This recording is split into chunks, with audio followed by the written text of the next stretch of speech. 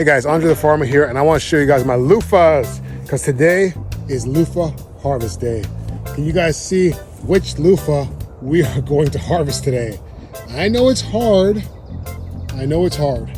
but I think we're gonna pick this one. It's all dried out. I'm gonna open it up. So first we're gonna shake it. This thing is loaded with seeds. Wow, the seeds falling out of here. Bang it a little bit. Whoa. This thing is like a seed machine.